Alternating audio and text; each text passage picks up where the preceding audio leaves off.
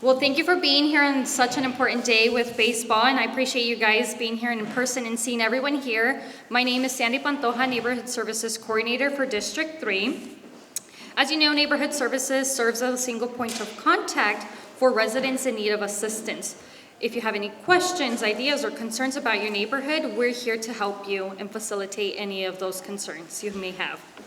Neighborhood Services facilitates a citywide effort to improve the livability of the neighborhoods here in Anaheim by helping to create partnerships between the city and other community citywide resources. District community meetings are actually part of the Anaheim Neighborhood Improvement Program to improve neighborhoods through the coordinated interdepartmental approach. Please feel free to contact me at any time. My information is in the back. There are many resources and flyers in the back of the room. If you haven't already gotten some, please get some at the end of the meeting. And if you need more to take to your neighbors, please let me know, and I can provide you with as many resources as you need. Please note that the City of Anaheim, in partnership with various community organizations, will be hosting the Anaheim Health Fair this November 6th and 7th at the Anaheim Convention Center. And they will be providing a variety of free health services. And the flyers are in the back, so if you would like to take some more for your neighbors, please do so, because it's a great opportunity to get free services that we're hosting. If you haven't already done so, please make sure to provide your contact information so we can keep you updated with any citywide news or events that we have going on, and the sign-in sheets are as you come in. And also, please remember to obtain a ticket for an opportunity prize that we're going to have this evening, courtesy of our Anaheim Public Utilities. Let's begin our meeting by inviting city staff to the front of the room to introduce themselves.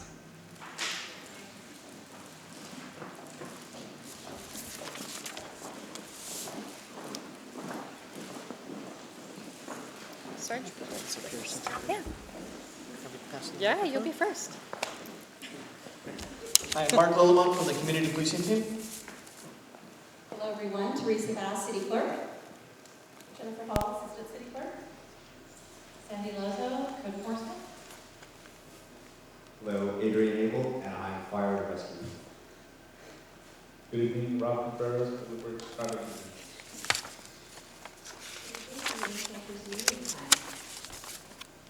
And Doug Alfie, not development. Good evening, Lisa Estrada, Public Utilities. Jamie Cole from the Anaheim Emergencies. Thank you all.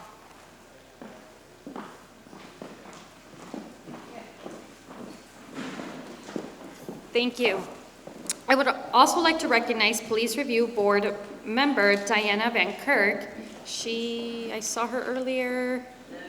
Oh, there she is. She's here to answer any questions that you might have about the Police Review Board.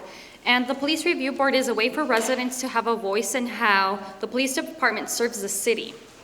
It has 7 members who represent all of the city council districts and who care about the issues in our neighborhoods. Throughout the year, the board receives input from public and outside auditor and the police department leadership to make recommendations to the city manager about improving the police department practices in various ways.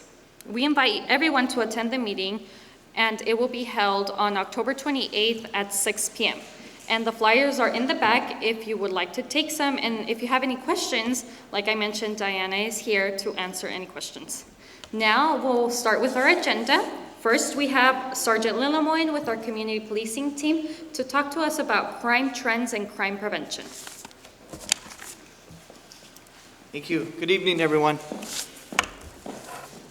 I'm the sergeant of the Central District Community Policing Team, and I want to talk to you about some crime statistics and crime trends that we've seen recently, along with some other things. When you look at statistics, they're broken down into 2 categories. There's crimes against people and crimes against property. And in the past year, we've seen a rise in the crimes against people, specifically in homicides and aggravated assaults. Those have gone up in the past year. Rapes and robberies have gone down, though. they're actually up overall about 4.42% since last year. And this is something we've seen in other cities as well. I don't know what's driving it, but those trends are going up. Property crimes are actually down almost 7%.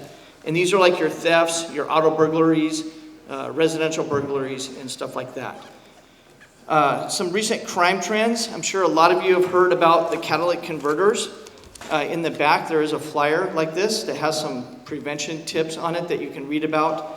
This is pretty widespread across the general region as well. A lot of that's driven by the price of metal going up and the valuable metal that's inside of the catalytic converters. And then also back there is another flyer about auto burglaries, which is one of the more common crimes that gets reported to us as well. And there's some prevention tips on there as well. Basically, don't leave anything valuable in your car. Another trend that we've seen recently are distraction burglaries. And this is where somebody poses as maybe a utility worker and goes to a residence. Typically, they're targeting elderly people, and they distract the resident at the front door while somebody goes around the back and enters the house and takes jewelry and whatnot. There was a crew here in Anaheim recently that was doing this, and they did get caught and arrested. But just something to be aware of. You know, look out for your neighbors, especially if they're elderly. If you have people coming to your door asking, identifying as like a utility worker, ask to see their ID, and just kind of be a little bit more alert that these are happening. Next, I'm going to talk about the blueprint. The blueprint is something the police department came up with earlier this year, and it basically lays out a lot of things about the police department, like our vision, our values, our goals. If you go on Anaheim.net and you search for blueprint, you can see this yourself and you can read it in detail. It talks about, things like our mission to maintain a safe community to live, work, and play. Some of our values, our goals to proactively impact crime, to strive to be a high-performing organization, and to enhance community relations. These are all things that the police department was doing before. We've just now memorialized it into a document that we can look at and we can strive to achieve. It's about 4 or 5 pages online when you take a look at it. And then the final page of it is the Law Enforcement Code of Ethics, which is something that all law enforcement officers across the United States learn and pretty much live by. It lays out an ethical code for law enforcement. When you're in the police academy, you memorize this backwards and forwards and you're reciting it constantly. Talking about our academy, we are recruiting. So if you know anyone who is interested in a career in law enforcement, we are actively hiring police officers right now. We're testing every month. So if you go on Anaheim.net and you search for recruiting, you'll see our recruiting page, and it will give you information on how you can become a police officer. The Anaheim Confidential. Has anybody been to Anaheim Confidential in the past? What did you think of it? It was great, wasn't it? Yes. Anaheim Confidential is a program that's done once a year. It's a fundraiser to support the Cops for Kids program. And what they do is they'll take like a homicide case, and the actual detectives that were involved in the case will walk you through the whole entire investigation. They serve drinks, beer, wine, and dinner with it. So everybody I've heard that goes to it always enjoys it immensely. If you want to get tickets to it, you can go online. It's under Eventbrite. It's going to be on Friday, November 5th, right here at the River Arena, starting at 5 p.m. One other thing that we just are announcing is the PACE class. Has anybody been to the PACE class before? Nobody? Sort of? Did you start it and then it got cut off? Okay, you should have gotten an email.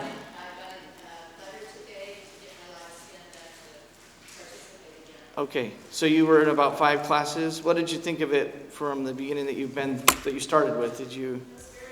Yeah, so PACE class, if you don't know, it's a 14-week program done at the police department.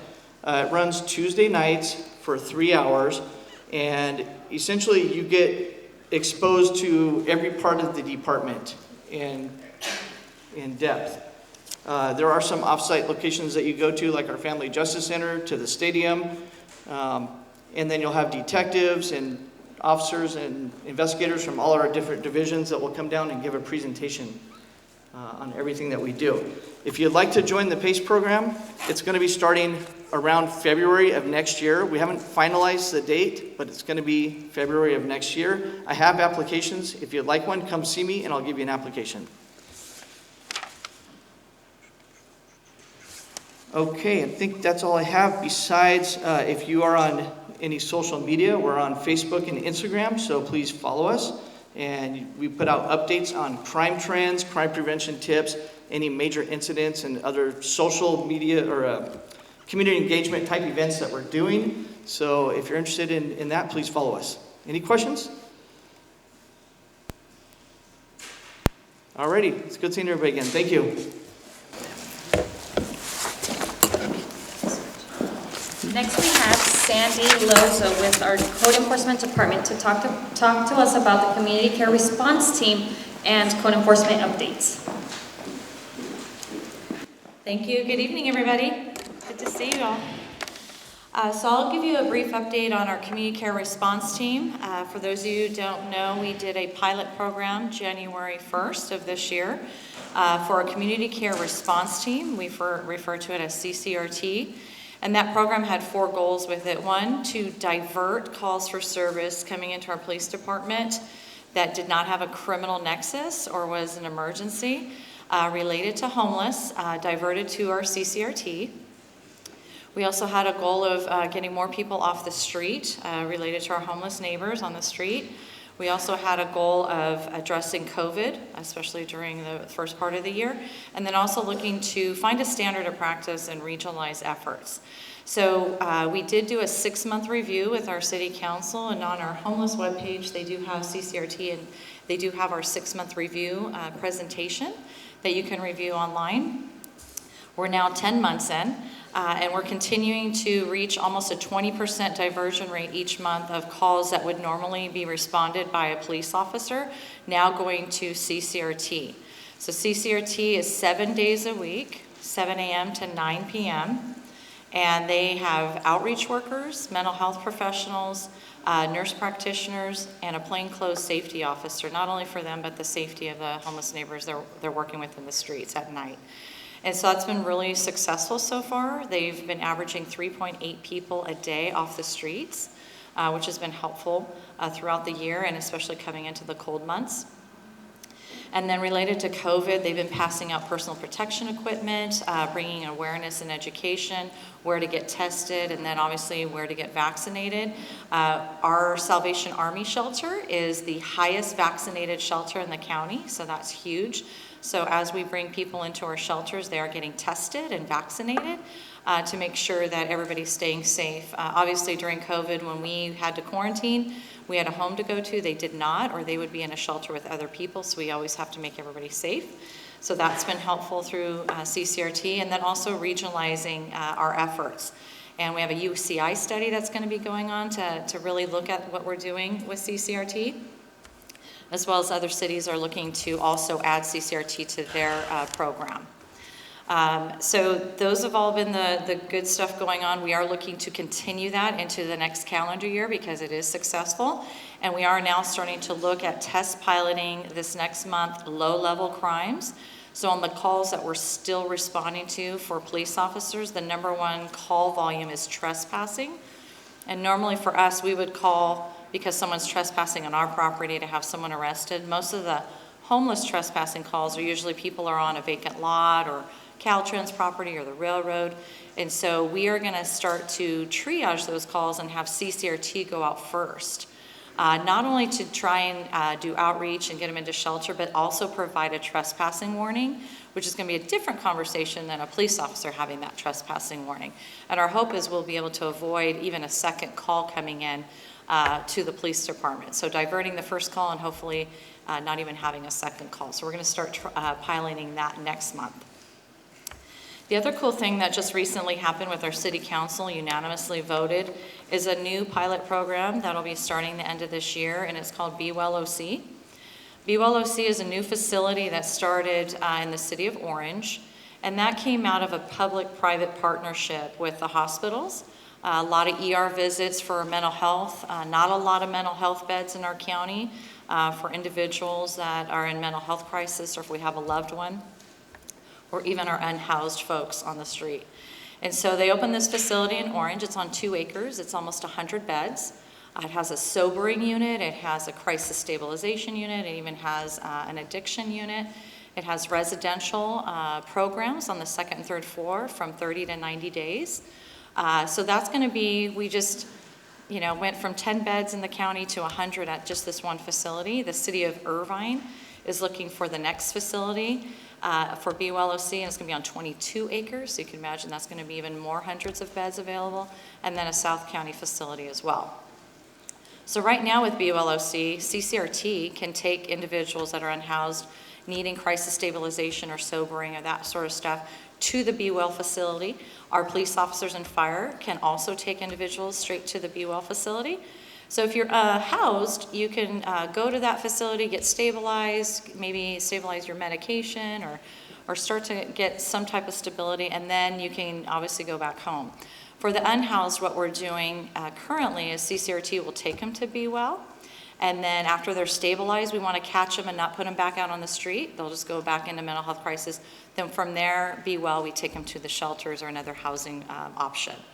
So with BULOC now going to be out in the field with us with a mobile unit that the council just approved. Now we'll be able to have CCRT, if they need to take someone to BUL, they can call the mobile van in our city to take them over there and keep CCRT in service. And then flip side, if BULOC has someone that they've taken to their facility, or maybe they stabilized out in the field but want shelter, then CCRT can come by. So BUL is for all mental health calls, housed or unhoused, that come through our police dispatch. So anybody who calls for a mental health crisis or a loved one in a home that's having a crisis, police would normally be responding. We're now going to send BULOC once that program's up and running, and they'll have a psychiatrist background as well as medical background. And they'll be able to handle those calls. Again, no criminal nexus, no state of emergency at that time. They're going to be running from 8 a.m. to 2 a.m. 7 days a week. So again, CCRT 7 a.m. to 9 p.m. So we're going to have a huge overlap to help on the unhoused portion. And then after 9 p.m., BULOC will be out in the streets until 2 a.m. And so they'll be able to help answer both housed and unhoused calls on mental health. So we're hopeful. City of Huntington Beach is already piloting this program and seeing the benefits of it. City of Garden Grove is up and running, I think, this month. And then we'll be up and running in the next month or two. So other cities are also looking to jump on that, but we feel that there's going to be a good compatible different partnership out there where now the police, when they're out on a call, they actually have tools at hand that they can call somebody in the middle of the night and on the weekends, which is what we haven't had years past. So we're excited about that. On the CCRT side, we still not only are getting people into the shelter, we're still housing people. So during COVID, at the end of December of last year, we actually opened up a housing project, the El Verano, over by the Rockwood Apartments over here in your guys' district off of East and Lincoln. It was the old Sandman Motel. So now it's housed 50 units of formerly homeless seniors. So it was an aging demographic in our shelters, and we were able to process people and get them in before Christmas. The other thing we started and opened up this year is Buena Esperanza, which is a motel conversion, our first project. Over on the west side of town, in Magnolia and La Palma, I believe 69 units. And those are getting filled in right now as well. And those are little studio apartments. Again, wraparound services. So we're not just housing, but actual wraparound services. And then we have another project coming online soon over off of Orangewood and Manchester, kind of in the south area, called the Feel the More Project. So we continue to kind of spread it out, but also continue to get people off the street and get people from the street into housing. So we're real hopeful with these new robust tools for our police department that we'll be able to continue that into the future. On the code enforcement side, the biggest update we have is on street vending. With our new state law, it was decriminalized. So we used to in the past have a prohibition on street vending. But with the new state law, we had to allow and permit street vending. And so there are a handful of flower vendors, about 6 of them that are permitted throughout the city. One is off of Sunkist and Lincoln. She has her little flower shop there, pretty set up and out of the way. However, on the food side, we don't have any of them permitted. They do have to get an Orange County health permit. And so even though they decriminalize street vending, meaning the police can't do anything, it's not a crime, and even code enforcement, we can issue administrative fines. On the Orange County Health Department side, it is a misdemeanor to not have a health permit because they need to know where the food's coming from, how it's being prepared, especially right now in the pandemic. So because the health officer and the health department are the only enforcement agency per state law, they're the only ones that can really do that enforcement. So we reached out to them and started partnering with them last week. So they have dedicated an officer 2 days a week and some weekend nights to partner with our code officers to help go out and do some enforcement and education and awareness. So I know Lincoln and State College has kind of a taco stand going on at night sometimes. We've visited that location as well as some other fruit vendors. So if you have those in your area and you are having issues with them, just continue to use Anaheim Anytime or My Anaheim app, and we're partnering up with the county. We have our list, and obviously the county's getting complaints from the brick and mortar stores and taco locations in our city. And so we're comparing notes on those locations and doing enforcement when necessary. In fact, they're out tonight right now. So that's the latest I have on both fronts, and happy to answer any questions. I'll start here and go that way. Go ahead. Oh, he deferred. Yeah. What is the phone number for community care, CCRT? So the direct community care line is 714-820-9090. So you can call. Even our homeless neighbors, we give out our information, and they may not be ready today, but maybe the next day, or it gets ready to rain, or it gets cold, or they have a moment of clarity, or they just want to get off the streets. They call us directly, and we're able to go get them, which is another huge benefit of that. Come back over here. So like if something's happening, let's say someone's homeless or there's homeless, is it better to call like CCRT directly or call dispatch and they'll reroute us? What's kind of the protocol? So the protocol, if you see a homeless neighbor in your area and there's no criminal nexus, call that direct line, the 820 number, and then we'll get somebody out there. We're trying to not but if you forget the number and you happen to call the police, they'll divert that call over to CCRT. And then after hours, if it's after 9 p.m. and we have Be Well on board, then they'll revert it over to them too. All right, thank you.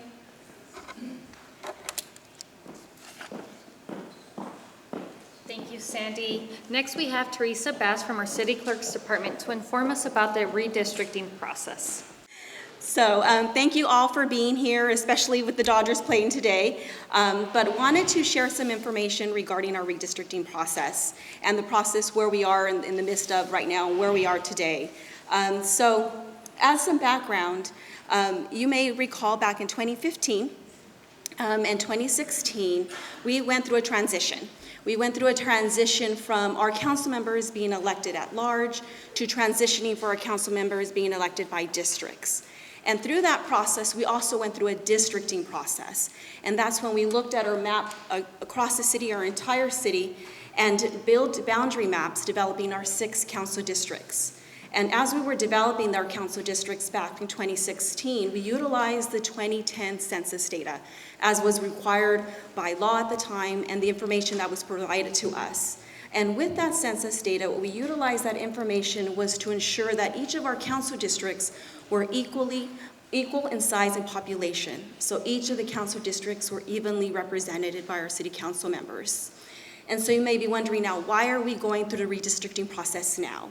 Well, pursuant to our city charter and as well as state and federal guidelines, following any decennial federal census, we are to evaluate our current district map and to ensure each of our districts still currently represent an equal population and that each of our districts are equally populated and equally represented. So that brings us to where we are today. So we had just received the census data from the federal government, just like so many things that, given the pandemic, So many things were impacted, so many things were delayed. So was the census data. Typically during this time, we would have received the census data back in the earlier part of the year, February and March. We would have received that data information, already been close through the process looking at maps. But we just received the final official data census numbers this past September. But given that, we wanted to be an opportunity to still go out of the community and engage the community, anticipating this information was coming out. So during the month of September, we had a series of community meetings. Actually, we had one here in this community center. And what we did is just provide information to our community, engage them regarding the process, what to expect to see once we receive the census data, provided information. We actually had our demographer, the city's demographer, that participated in each of those meetings, walking through the mapping tools and our next steps. So that brings us up where we are today. We just had a city council public hearing meeting earlier this past month, and we were providing the information of what our next steps is, and that is, now that we have the census data, we're reaching out to the community to look at our current district map, given the new population, and how we can adjust those boundaries given the new population. So we're reaching out to the community and asking you to submit your proposed maps October 22nd, and that could be the entire map, or it could be just looking at your district, looking at your area. As we did in September, what we were doing is really obtaining information from each and every one of you regarding your communities, your neighborhoods, and looking at those areas and ensuring those areas are kept intact as we are looking at adjusting those boundary lines. So what we're asking now is for community members to submit their proposed maps. Like I said, it could be the entire map or just your district by October 22nd. What we'll be doing with that information, we'll be presenting these proposed draft maps to City Council at our next council meeting on November 2nd, and providing that information opportunity for the City Council members to see those proposed maps, but also for the communities to see those and provide input and feedback and see what best fits in each of those communities. Following that, as we did in September, we're going to go out in the community again, provide the list of all the proposed maps, present them to you, and have an opportunity for you to see them, comment, put input, and even select what you feel best describes your district and best as a fit as a city as a whole. Following that, and that will be in, as mentioned, November and December, we do have those dates posted on our redistricting website, and I'll share that website a little bit later. Then we will be coming back in January and February of 2022 with that input and input that we receive from those community meetings, and present those maps to the City Council with the anticipation of selecting and adopting a final map to represent the city for the next 10 years, because that's when we will look at the census data again. Given that, we have a deadline that's stated by the federal government and the elections code that when we need to complete this process and adopt that final map. And that date is April 17th, 2022. And that gives us a little time, so even we have our public hearing in January, February, if there is a need to go out in the community again, a need to have additional public hearings before council to receive additional input, we have that flexibility. But we need to complete this process by April 17th, 2022, in order to have our map adopted so that we can utilize at our next general municipal election. So as you are creating those districts and creating that proposed map, you have that information and you can go through those numbers. We do have additional tools on our website, that participation kit that's also attached with an Excel spreadsheet, so you don't have to do the numbers yourself. You can go ahead and have the application do the compute the numbers and the population data for you. We also have some advanced participation mapping tools for those that are more tech savvy, some applications that will go through the process, give you different layers of demographics, information, and help you design and construct those proposed maps. Here is a slide just to show you what that simple mapping tool have. As mentioned, we do have the 2 English and Spanish. On our website, we have various other languages as well. This is that advanced tool, the Maptitude online redistricting tool. This actually is the same mapping tool that our demographer uses. On our website, we do have tutorials that kind of walk you through and how to utilize that tool. So if you want to be challenged and learn a little bit more about the whole mapping process, definitely take an opportunity to use this tool. So this is our website at our AnaheimRedistricting.org. We call it our one-stop shop where we have all the information with regarding our redistricting process, the schedule of upcoming meetings, public hearings, and the committee meetings that I mentioned. But it also provides all the tools, and it also provides an opportunity for you to submit any information. We do have an informal contact us sheet that if you have any comments, questions, or feedback on any of the information that we have on our redistricting website, you can submit. Any of the proposed maps that we're going to see that are going to be submitted on October 22nd, we will be posting them to this website. And as mentioned, how we had those series of community meetings in September, if you were unavailable and unable to attend any of those meetings, we do have all the information that we received, the input that we received from the community. We do have that information on our website. We actually have a video recording from one of the meetings and a Zoom recording of it, so you can actually hear the presentation and hear the comments by your community members. So we also, as mentioned, our next public hearing is November 2nd, 2021 at 6:30. So have an opportunity to submit your proposed map and have an opportunity to have that presented on November 2nd. Not only the contact form that I mentioned that we have on our website, you can also email us directly at redistricting@anaheim.net with any questions, comments, and we'll be happy to respond to those and answer those questions for you. So that concludes my presentation, and I'm available for any questions or comments to answer at this time. I will also be here at the end of the meeting to answer any questions as well. Yes? So are all of the maps that are submitted, like, up for public vote? We include, like, most of us are trained that are qualified to decide which districts are. So yes, every single map that is submitted from the public is presented. It is reviewed by our demographer just to ensure it meets the criteria, the guidelines. We talked about those population requirements. So he will be reviewing those, making commentaries. In past, when we went through the districting process, he at time had reached out to the submitters if they had any questions or follow-up, or if there was something discrepancies, and he reached out to the submitters if they wanted to review or make any adjustments. But every single map that is submitted by the public is presented to council and will be presented as that entire packet on November 2nd. Yes, sir.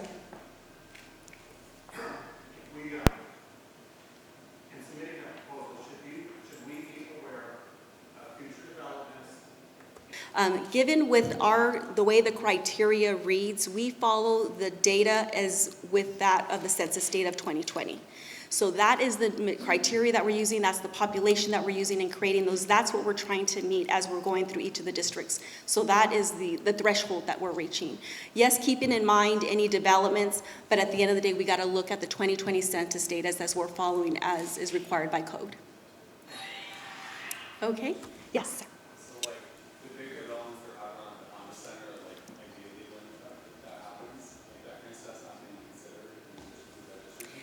For purposes of the redistricting map, we are required by code to follow the 2020 census data. 2030 census would be when you can evaluate the map. And that would be when in 10 years, after 10 years, that we'll get that evaluation.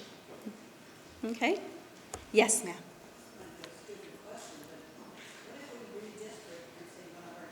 Not a silly question. So the question is, if we start adjusting the lines and the boundaries, and it happens to be one of our current council members no longer serving or residing in that district, the council member will continue to serve till the end of their term. So if there's any changes in the district map, they will continue to serve, and then it would be up for election when their seat is up for election, regarding within the current district map. Okay? Thank you, everyone. And again, if you have any comments in the back of the room, we do have comment cards. So if you did not have an opportunity to ask me a question now, or if you have any comments, please fill one of these out and we will take this with us.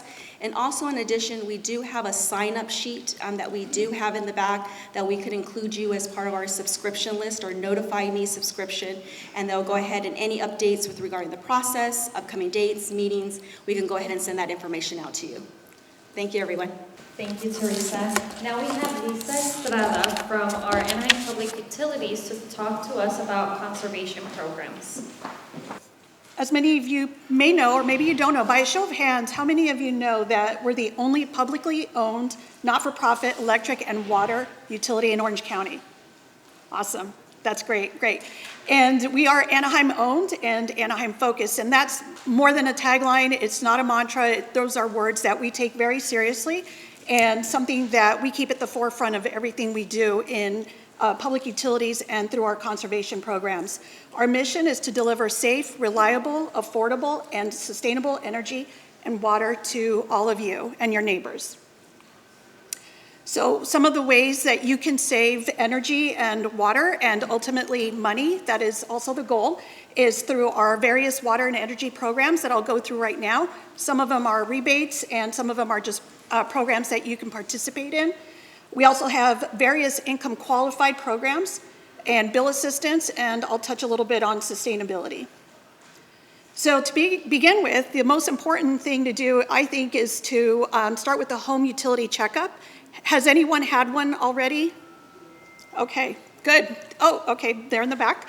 And so this is a good place to start because what we do is we have our vendor make an appointment. They come into your home and really kind of examine, look at the way you're using energy and water, and also kind of do a quick bill analysis to make sure that there aren't that you're being efficient, and if there's opportunities to save, we have different programs and rebates that can help you do that. But this is a good place to start, is with the home utility checkup, and that includes both energy and water.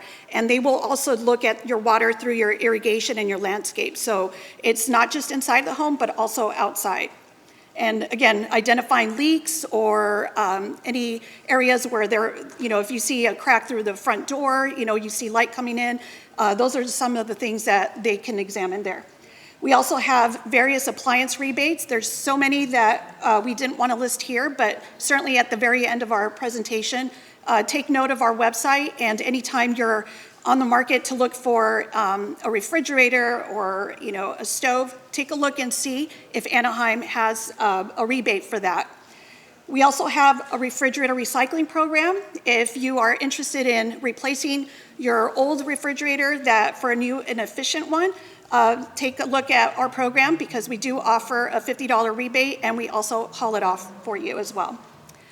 One of our programs that has a very long-standing program, and it's probably one of our oldest programs, is our tree power. Has anyone received trees from our tree power program? Okay, great. So you get up to 6 trees, and those are shade trees. So part of it is to certainly shade the home, keep it cooler, so you're less reliant on an AC and such. But also equally encouraging California-friendly or drought-resistant type of landscape, including trees whenever possible. And then we also have a turf replacement program. So if you're thinking about replacing your turf, we have great resources for that as well. And as a matter of fact, just down the hall, we've had one of 2 workshops, landscape workshops, where they're talking about drought-friendly and California-friendly landscapes. And that's a great place to learn a little bit more about it if you're not quite sure if you want to take the plunge and remove all of your turf, or maybe even some of it. And then lastly, just another example, again, there are many, but here we have our weather-based irrigation controllers. Those are also what we rebate, and those are the smart controllers. You can control them through your phone, through an app, and also it recognizes if there's been rain. I know we haven't had a whole lot this time around, but nevertheless, it recognizes that, and you don't have to remember to turn them off. It'll automatically do that for you. So some of our income qualified programs that we have is a partnership through SoCal Gas. They will evaluate for gas appliances and ways to be more efficient there, but they also go in and evaluate for energy. And if you're income qualified, there are some appliances that will be replaced at no cost to the customer. And in addition to that, for our income qualified customers, we have leak repair rebates. So if you've been thinking about fixing a leak, or if it's an irrigation leak or something in the home, we have a rebate of $250 that will help you offset some of those costs to replace or to repair it. And then we also have a senior, disabled, and veteran discount. It's 10% off of your utility bill and your water and utility bill. And then also a green power discount. That is $10 off of your utility for 6 months, and then you have to wait a year, and then you can jump back in again. But you do have to apply each time. And then lastly here, we have dusk to dawn lights. Those are for income qualified customers. We will install them at no cost. If you don't meet the income qualified thresholds, then we still will provide you a dusk to dawn light. It's a safety light that turns on and off with, as it gets darker, it turns on, and then it'll automatically turn off first thing in the morning or at dawn. So in the back of the room, there's flyers that will give you a table that has some of those income thresholds that you can look at. But this will give you an example here of whether or not you would qualify. Also, through our customer service, we have bill assistance programs. So we have emergency assistance, we have low-income home energy assistance programs, a medical lifeline allowance, and monthly payment plans to help our customers kind of get through some of those difficult times. Certainly many were going through tough times through the pandemic. And as you know, we were hardly no one was disconnecting power or water. But we have things in place to assist customers to kind of get through that and work through that as we recover. So one thing to mention, again, part of what we do is community and sustainability programs. So a lot of focus is on sustainability programs and doing as many things that we can as possible to reduce our environmental footprint, and also rebating personal chargers as well as public programs for public chargers. And so think about where you might use a charger if you see at a strip mall or at a Target, those kinds of things. We offer rebates as well. But again, if you are in the market for an electric vehicle, we're certainly available there to provide rebates for that as well.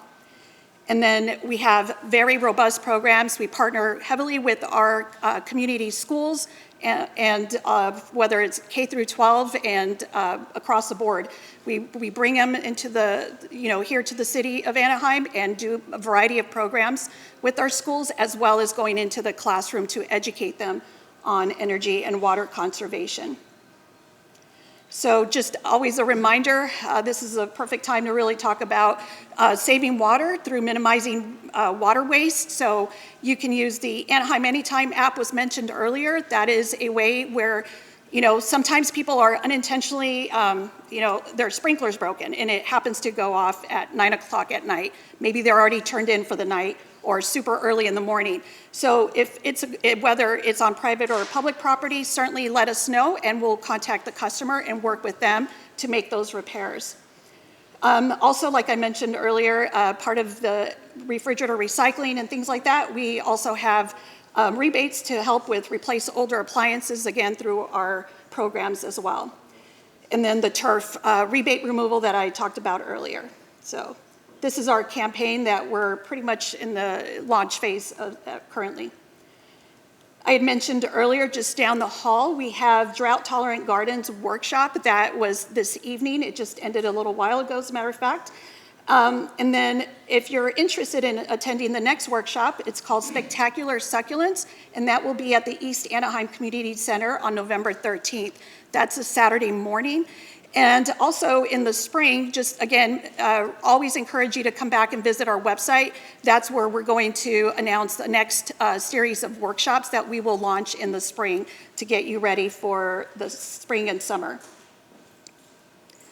And as always, just as a reminder, we will never call you and ask for payment. So if you get a call or someone knocks on your door, please just know that that's not us. I encourage you to share that information with your family and friends. And if in doubt, just please give us a call the customer service, and maybe do it right there and then. But again, just as a reminder, we will never call demanding for payment, and certainly ask for identification, but again, we wouldn't do that. So again, here's our website if you want to take a quick photo of this phone number, or you can just grab a couple of flyers in the back of the room. We have all of our programs that I mentioned this evening. And again, the website, if you're ever looking for an appliance, when they say there's an app for that, there's probably a rebate for that. So take a look and see if there's something we can do to help you cover some of those initial costs. And happy to answer any questions. Back here. Would there be any kind of programs for rebates supported by the city to do things like add solar to their home or insulate their home? Not anymore. I think some time ago when solar was first, taking off, the rebates and whether they were federal, state, or local rebates were there, the incentives to help offset those costs. But as economies of scale have shown, the cost of solar has come down. So the answer is no, not at this time that I'm aware of, nothing we've talked about as far as bringing that back. As far as the insulation, we do have rebates for attic insulation. It's more about wildfire prevention, that just to help with the home in that regard. But again, if you want to grab our flyer, you can talk to one of my staff that can probably go into a little bit more detail about the insulation to see if it can help cover what you're talking about, which I think is a little more extensive. But the other thing is I would start with the home utility checkup. If you've never done that before, I think it's a good place to start as you're thinking about those rising costs across the board. I think that's a good place to start because it'll pinpoint some of the areas that you might be able to improve, and hopefully there's a program to help you with that. We have the goals to transition over and we are doing that by 2040, 2035. There are a series of goals, and I don't have that presentation in front of me, but we definitely have that on our website. And so if you want to touch base with me afterwards, I can specifically, reach out to you and we can certainly talk about that. But the goals are there, definitely looking to move in that direction. There's no question about that. I just don't have the specific numbers right here, right now. Right. Yeah.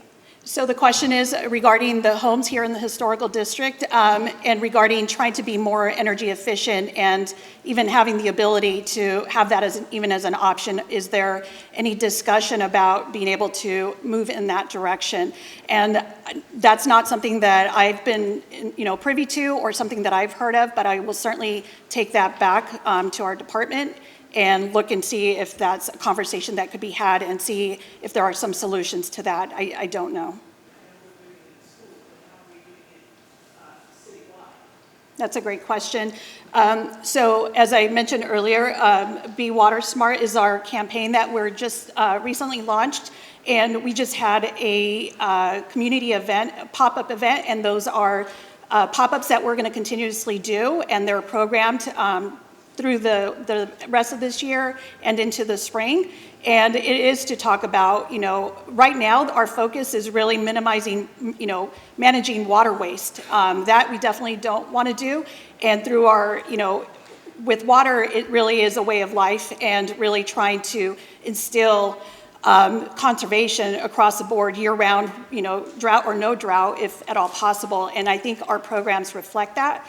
And so yeah, but as far as, Anaheim and in Orange County as a whole, we've been making those investments, doing what we have to do to kind of, get us through and weather through this time. But you specifically talked about recycled water, right?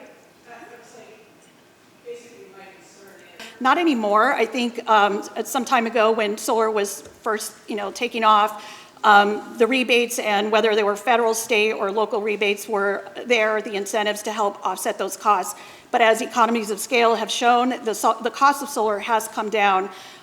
So the answer is no, not at this time that I'm aware of, nothing we've talked about as far as bringing that back.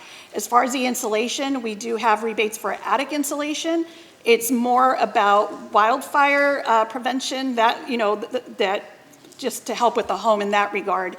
But again, if you want to grab our flyer, you can talk to one of my staff that can probably go into a little bit more detail about the insulation to see if it can help cover what you're talking about, which I think is a little more extensive. But the other thing is I would start with the home utility checkup. If you've never done that before, I think it's a good place to start as you're thinking about those rising costs across the board. I think that's a good place to start because it'll pinpoint some of the areas that you might be able to improve, and hopefully there's a program to help you with that. Okay. So the question was regarding the water quality report and when it was going to come out and how, but more than that, how can a resident kind of talk about what's in the water quality report and provide feedback or comments. In the report, I would think that there would be a website address, I'm sure it is, and at least a phone number. So again, I don't have the information exactly when it's going to come out. We have a whole team that I kind of wish they were here to speak to that specifically. But again, I'm more than happy to take your information as well and ensure that there is follow-up to answer that question specifically. Any other questions? Okay. You had mentioned the different discount programs that are available. Yes. Maybe piggyback, what if you're a low-income senior and a veteran, do you qualify for free or just one? Just the one. Okay, so for those that I wasn't able to give you 100% your answer, please see me right at the end of the meeting and happy to take your information. And when I get back, I'll make sure that we have someone reach out to you. Thank you. Thank you, Lisa. Now we have Adrian Abel from our Fire and Rescue Department to talk to us about CERT and disaster preparedness. Okay, thank you. My name is Adrian Abel. I'm with Anaheim Fire and Rescue. I'm just going to give you a few updates here. How are we doing on time? We're doing good? All right. So we're almost there at the end. So real quick, on July 28th, of 2020, the Anaheim City Council voted to end its contract with Care Ambulance and transition to in-house ambulance services. So that would save the department or the city about $1 million annually. So what that means is that Care Ambulance has been our private transport provider, and we are going to do that in-house with our own ambulances, our own fleet, our own personnel doing that. So what that entailed is that we hired 31 emergency medical technicians, with 18 full-time and 13 part-time employees. We put them through a 2-week academy. These are young men and women. This is actually a good program. Other cities are doing it. It's a great stepping stone into the fire service. There's other avenues, but this is a great one. From there, these are candidates that we can pick on to bring on full-time as full-time firefighter paramedics, or if they decide to go with another agency. So, as you know, the fire service is a very competitive endeavor, and so this is a great stepping stone for them. The program started off on September 3rd, and we put into service ambulance 1, 3, and 6 at those stations. And then the next phase, next year, we'll take over 2, 5, and 9, and 11. So what that means is that Care Ambulance is still we're still under contract with them, so we're just not going to renew it. So they're just getting phased out at this point. What does that mean for you? Well, right now, it means not much. So as far as billing is concerned, billing will not change. So there's not going to be any change in billing. Those of you who are subscribing to the paramedic subscription program, and we can talk about that a little bit, there's not going to be any change in that. As far as the transportation billing is concerned, there's not going to be any change in that. They are 2 separate bills. However, in the future, the point or the program's goal would be to eventually incorporate the paramedic subscription program to cover that cost of the transportation as well.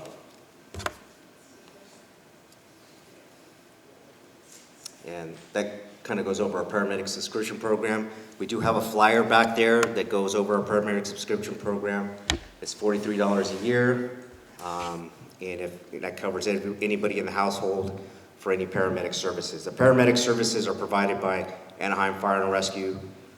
Those are the first responder paramedic services, and in the past or currently, Care has provided the transportation.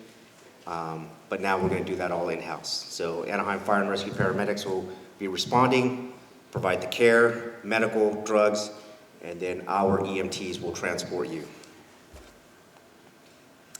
And if you're wondering where that that paramedic subscription goes on. It's on your bill, and you can see it. So next, just want to talk about Fire Prevention Week. October is usually when we celebrate Fire Prevention Week. We are kicking off our campaign with smoke alarms and learning the sounds of fire safety. And most of that is just, you know, I'm sure you guys have learned the sounds of fire safety when your battery goes dead in your house, in your smoke alarm. So just to know that you are required, state law, to have a smoke alarm in your house. So if you go around selling your house, the home inspector will be looking for that. You're required to have one smoke alarm in your bedroom and in the common hallway, and you're also required to have a carbon monoxide. So carbon monoxide is just required in the common hallway. If it's a 2-story home, one at the base of the stairs and then one at the top in the common hallway. On your carbon monoxide or smoke alarms, now the smoke alarms, I will say that the smoke alarms and the carbon monoxides, the ones they sell now, have 7-year and 10-year batteries in them now. So we used to advertise like every time you change your clocks, you change your batteries. So if you still have those are still good. But if they go bad, the new ones you can pick up at the new Home Depot or stores, either Home Depot or Lowe's or whatever hardware store you go to. All of the new smoke alarms that come in on the market have internal batteries. So once that battery goes dead, you just replace the whole smoke alarm. And what we do is we also have a smoke alarm program. So if you own a home, condo, townhome, a mobile home in Anaheim, you can call Anaheim Fire and Rescue. The number's here, 714-765-4036. And we will drop off a number of smoke alarms to your home. We used to install them, but before COVID, we're just not doing that yet. Hopefully when this all one day blows over, we can start doing that again. But if you have a need for them, if you own a home, condo, townhome, or mobile home, we can provide you and give you some of those smoke alarms for free while our supplies last. Next, I just want to remind everybody, you know, that emergencies and disasters still can plague the city. Obviously, right now we're in a wildfire threat, and also the looming threat of earthquakes are still around as we live in Southern California. So we advise everybody to have a checklist or make a checklist. I did have some of these back there, but it looks like the last district probably swallowed them all. So give me a call, or I can leave you my number, my card, and I can get you a checklist here about things you should have at your home in case of an emergency, in case you need to leave in quite a rush. So my mother called the other day, frantic, because there was a wildfire behind her house, and she likes to call people first before she does the things she needs to do. And I gotta wait for her to calm down before I can say anything. So, but you know what, if she had this checklist, I think it would have gone a lot smoother. So if you have that old backpack in your house and you want to throw it away, don't. You can repurpose it, put some of these vital emergency needs, something that you can just grab and go. I'd also recommend making copies of your insurance cards and paperwork in case you need to go, in case you need to leave. You have some of that paperwork there already. That's always something that people always struggle to find or look for in a panic, or in an emergency, I should say. Also, what the department is offering right now is on October 23rd, from 9 a.m. to 12 p.m. at our 2400 East Orangewood Avenue. That's our fire training center down by Angel Stadium. We're offering an emergency preparedness symposium. So what we'll do is we will go over how to use a fire extinguisher, how to extinguish small kitchen fires, how to use basic first aid, and some basic home preparedness, and how to make a plan for your home. It's just those 3 modules. We used to, or we still do, and we still will. We offer the CERT classes that kind of cover some of those, but the CERT classes are much more in-depth, and they're 9 modules, and they're usually a couple of hours long. And so, it was very difficult to get a lot of the community members to come in to commit that kind of time. And so what we're doing right now is so that we can reach a lot of people is going ahead and offering this class, this symposium, to get these basic classes underway. And if after that you want to take a CERT class or join CERT, we would be more than happy to do that.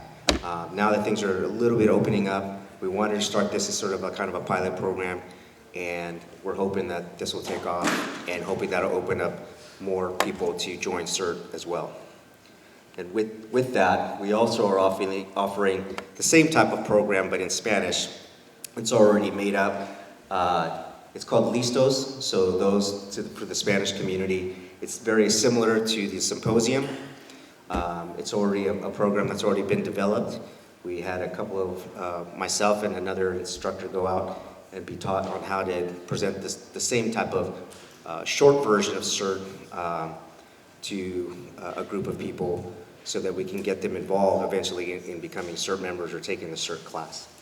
So that's also coming. If you have any questions about that or are interested in that, there's an email there, asolano@anaheim.net, or come and see me and I can leave you my card if you're interested in that as well. And with that, if you have any questions on any of the programs, anaheimfire.net, our phone number 765-4040. And really quick, does anybody have any questions for Anaheim Fire and Rescue? All right, I'm that good. Thank you. All right. I would just like to remind everyone that we are recording the meeting and we will post it on our website so you can share with your friends and neighbors. With that, this concludes our meeting and I will see you next year. In February will be our next meeting. Thank you everyone and have a great night.